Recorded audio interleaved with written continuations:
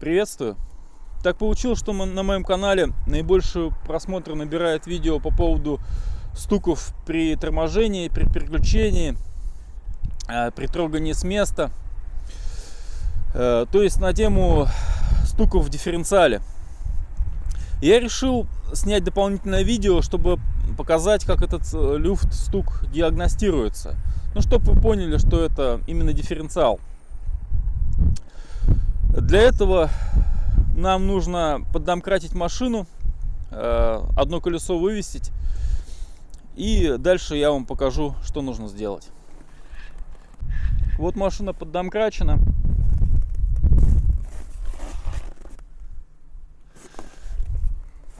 И теперь можно проверить предварительно. Вот, если вы вот так покачиваете колесо туда-сюда и слышите звуки какие-то, это уже плохо. Но опять же, это может быть люфт в приводах, ну, где угодно, по идее. Но я покажу, как определить, что это действительно люфт в дифференциале. Машина при таком люфте прокатывается, если ее попробовать поставить на скорость и покатать, попробовать. Она на несколько сантиметров, а то и бывает десятков, прокатывается. То есть, если это в дифференциале дело, поначалу будет прокат небольшой, но он все будет увеличиваться и увеличиваться. То есть, это все очень быстро прогрессирует. И ничего хорошего в этом нет. Сейчас я вам покажу снизу, как это выглядит. Вот мы находимся под машиной и пробуем проверить люфт в приводах. Для этого берется граната с внутренней стороны.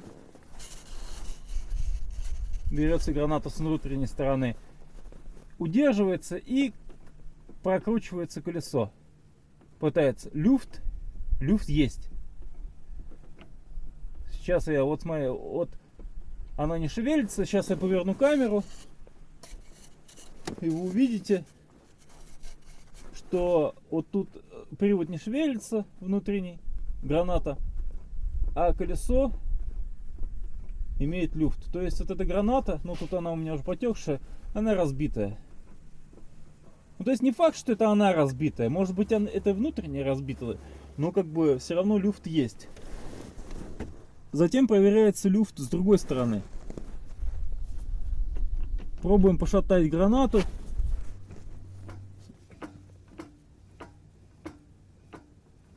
Вот я обращаюсь в другое колесо. Люфт тут тоже имеется. Этот люфт суммарный дает...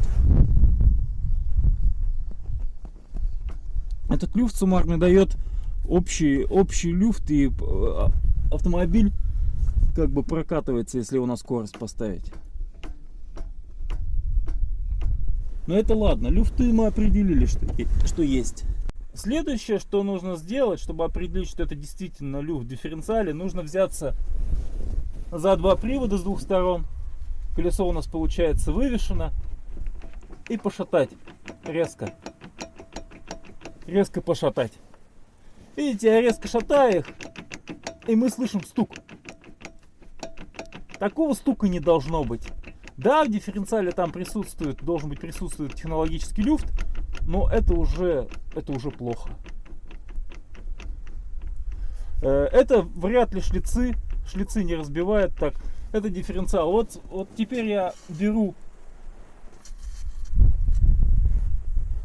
за эту гранату и прокручиваю колесо, которое вывешено.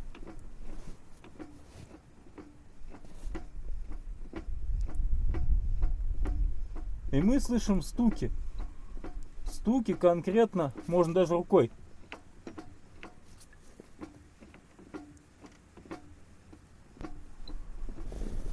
Вот я слышу стуки прямо с коробки.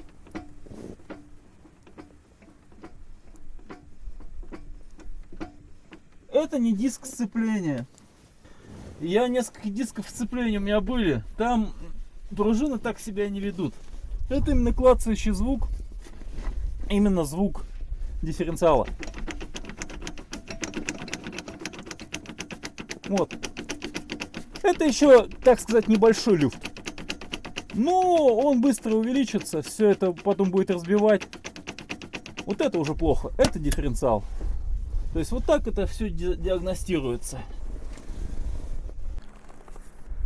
В общем, я вам показал, как проверить люфт в дифференциале. Люфт этот возникает, когда вы двигаетесь с пробуксовкой, допустим, трогаетесь с места, как бы пятаки всякие крутите там, ну, выпендриваетесь там. Если у вас машина там турбовая, как бы если на ней стоит надув, то есть любая пробуксовка, это вот эти сателлиты начинают с бешеной скоростью вращаться и изнашивают ось. Вот. Единственный, на мой взгляд, способ, чтобы избежать этой проблемы, это установка какой-нибудь блокировки. Стандартный дифференциал, по крайней мере на ВАЗах, не держит нагрузок. Потому что вот я вот с предыдущего видео, как я поставил дифференциал другой, ему уже настала хана. Я не проехал даже 1005, и у него уже появился люфт. Иди отсюда.